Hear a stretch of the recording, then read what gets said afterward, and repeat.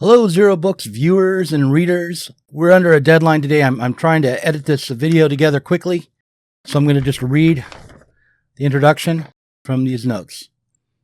In this video, we'll be looking at what I'll call socialist conservatism, but what is sometimes called the old left, or the anti-woke left.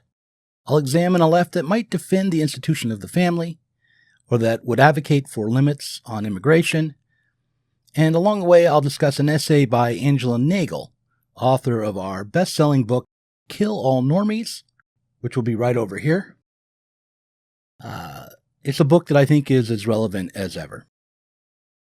Nagle is sometimes labeled a socialist conservative or a trad leftist, or maybe a class reductionist, but I think all of these labels only confuse the issue, and I'll explain why in the video.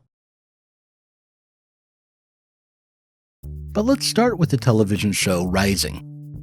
In a recent essay for Current Affairs, the editor Nathan Robinson criticized hosts Krystal and Saagar and Enjeti for blurring the lines between the right and the left by embracing an ill-defined populism. Specifically, he wrote to warn leftists against conservatives like Saagar and Enjeti, who would claim to be pro-worker, yet socially conservative. Because of Enjeti's stances on immigration, his support for Trump, his support for a Republican Party that pushes union busting and deregulatory policies, Robinson rejects Enjeti's claim to be pro-worker. He says that Saagar's populist workerism is strictly nationalist, or a kind of national socialism. There are good reasons to object to Saagar's politics, to object to this idea that the left and right share a commitment to something called populism. But in order to fully understand what's wrong, we'll have to go beyond the fragmented approach to political analysis that Robinson offers, beyond his laundry list of morally correct left positions. Instead, we'll have to look for the best version of Saagar's position and criticize that.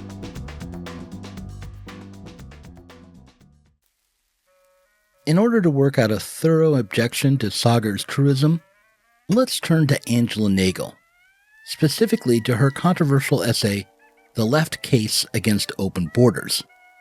In it, Nagle points out that the workers' movement has a history of advocacy for controlling the borders.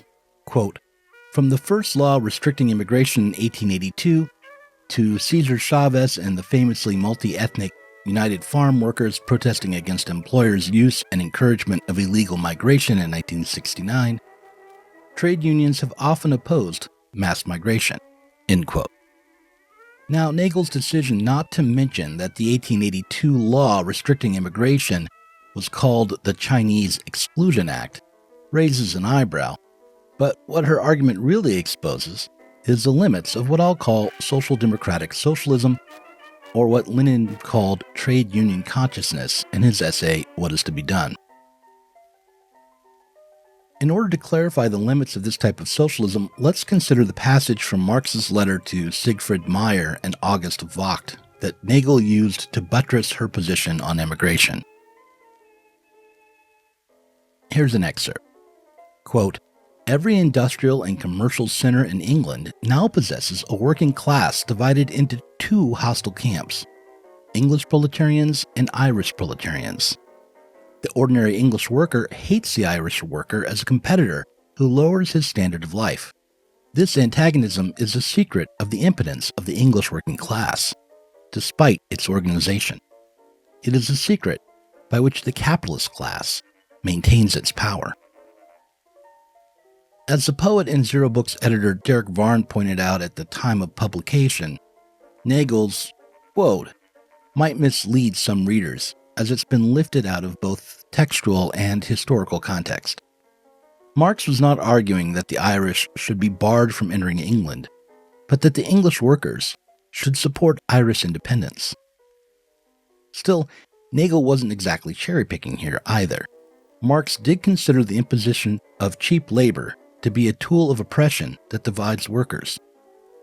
She wrote, quote, the proper response, therefore, is not abstract moralism about welcoming all migrants as an imagined act of charity, but rather addressing the root causes of migration in relationship between large and powerful economies and the smaller or developing economies from which people migrate.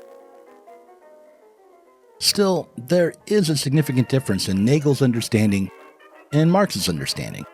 Marx did not argue that neoliberal globalization was the root cause of the conflict between the working classes of various nations, but rather the root cause, according to Marx, was capitalism itself. The solution that Marx offered for the problem was not stricter border control, but support for the Irish struggle for independence and a hastening of the social revolution that Marx saw brewing in England. If we were to take up the Marxist position today, we would advocate for revolution in America on the basis of the oppression of immigrant labor. Earlier in her essay, Nagle quotes Marx's letter where he argued that the English workers should realize that for them, the national emancipation of Ireland is not a question of abstract justice or humanitarian sentiment, but the first condition of their own emancipation. But what she leaves out is that in 1870, Marx considered England to be, as the most advanced industrial nation in the world, on the precipice of socialist revolution. Rather than being only a struggle over benefits and wages, Marx conceived of the Irish question within the context of a revolutionary politics. For Marx, the English working class struggle had to be a struggle for Irish workers, both in terms of Irish wages and Irish national independence. And he foresaw these struggles transforming into an international struggle against bourgeois rule.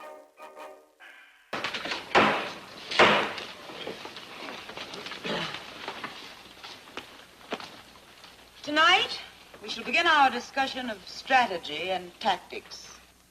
Let us be frank, comrades. All around us, we see the bourgeois institutions which are devised to exploit the workers and enrich the capitalistic exploiters. These institutions are the dollar-dominated press and radio. Now, perhaps Nagle knows this, but chose not to say it for tactical reasons. After all, if we think that workers' struggles in their own immediate interests will lead to the development of a revolutionary politics, perhaps a campaign for a living wage in the United States, along with a campaign to stamp out under-the-table low-wage work for non-citizens, could be justified on the basis that it will intensify the conflict between worker and boss. The specifics Nagle offers, such as E-Verify, grant too much to the national bourgeoisie and put too much of the burden or penalty on immigrant workers. Even so, the overall strategy is worth considering. Still, if a revolutionary ambition is informing her politics, Nagle doesn't make this clear. Instead, a well-managed capitalist state, nominally socialist politicians and policies, appears to be the horizon of her political vision and her definition of socialism. But before we fault Nagle too harshly for her deflated socialism, we should note that her critics are no better. Nathan Robinson's insistence that a welfare state won't be strained if the state were to truly open its borders only makes sense in the context of a thoroughly transformed world, one without a welfare state.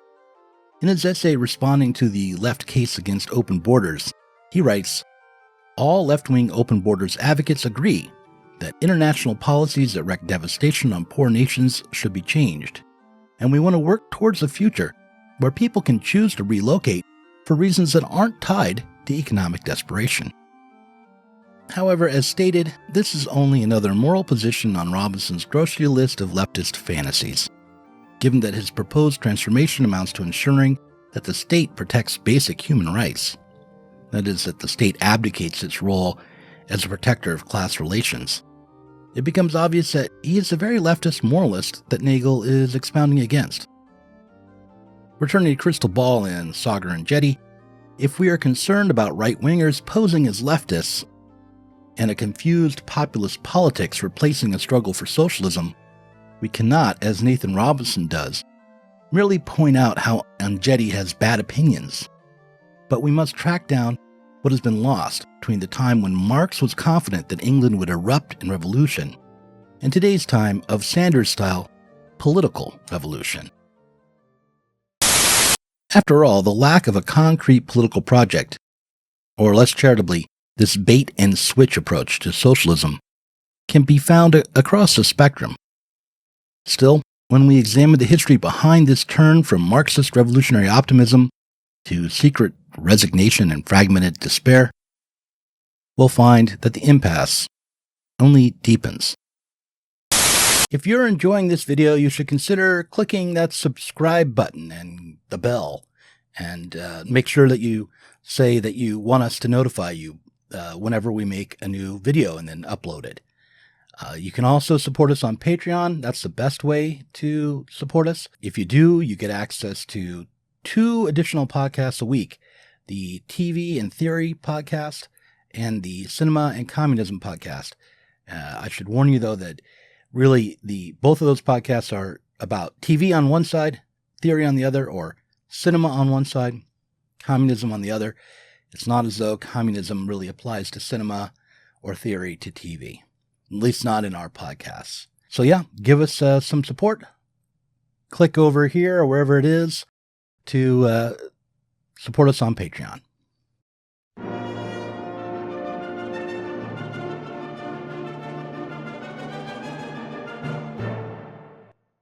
The Great Depression of the 19th century left the Marxists in shambles. Rather than the breakdown in capitalist relations, the immiseration of workers, and the intensification of cutthroat competition between capitalists bringing on the social revolution Marx envisioned, there was instead, in the 1890s, a recovery.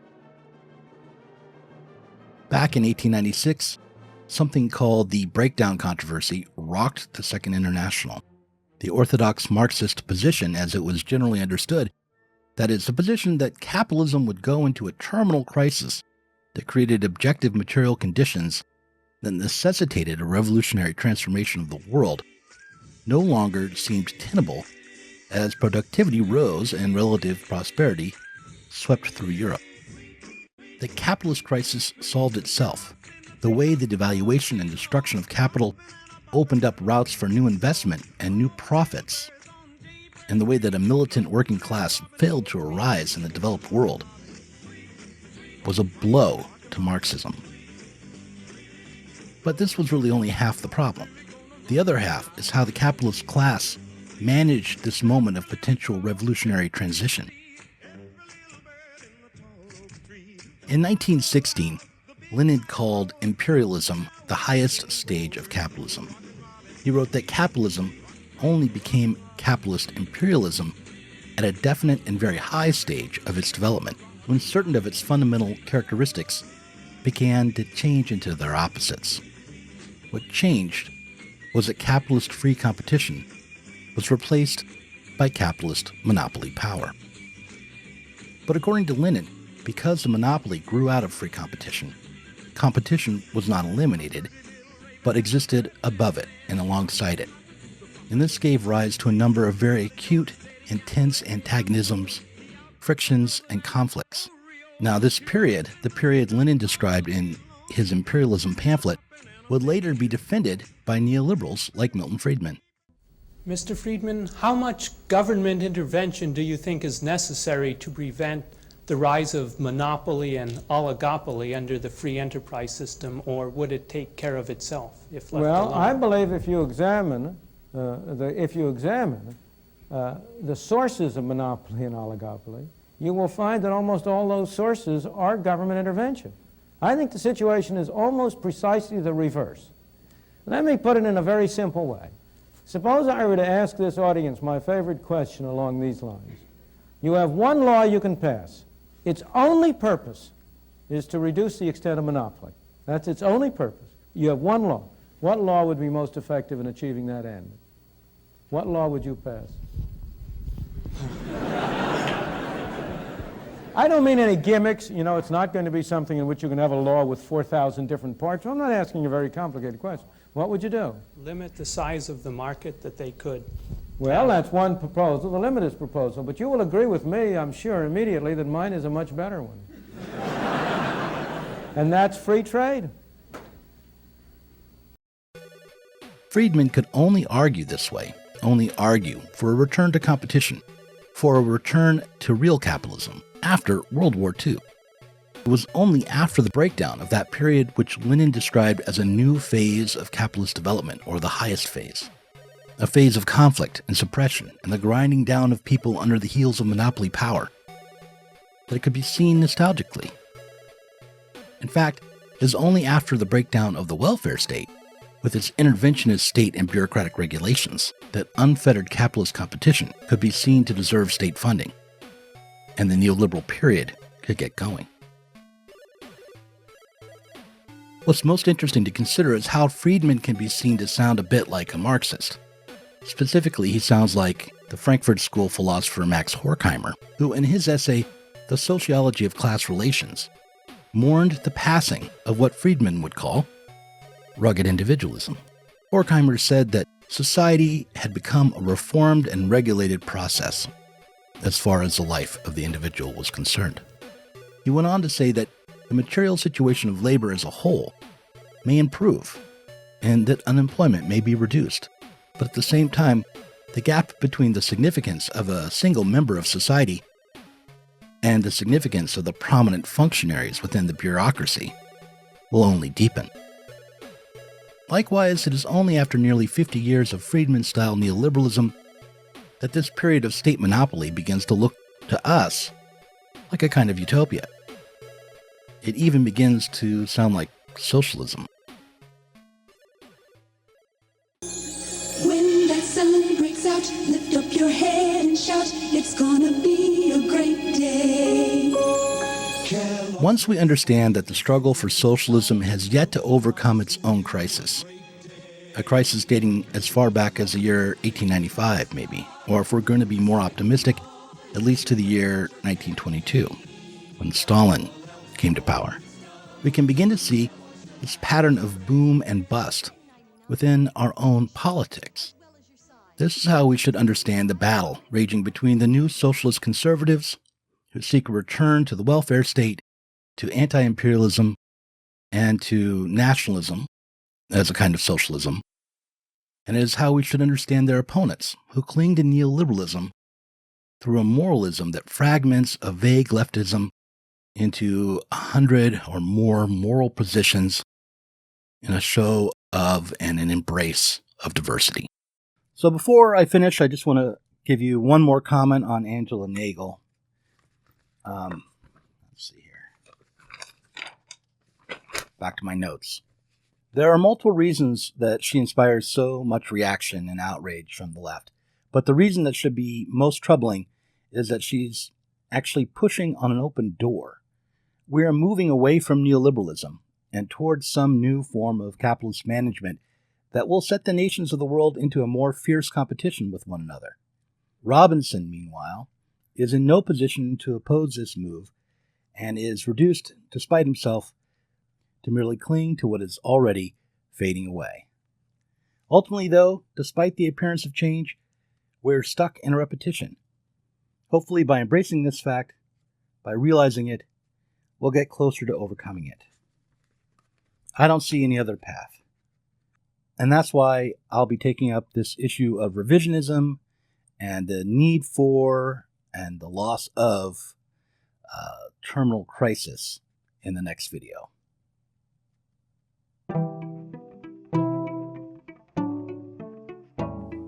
Thanks for watching this Zero Books video. If you enjoyed it, subscribe to this channel and click on the notifications bell so that you'll be alerted whenever we release a new video.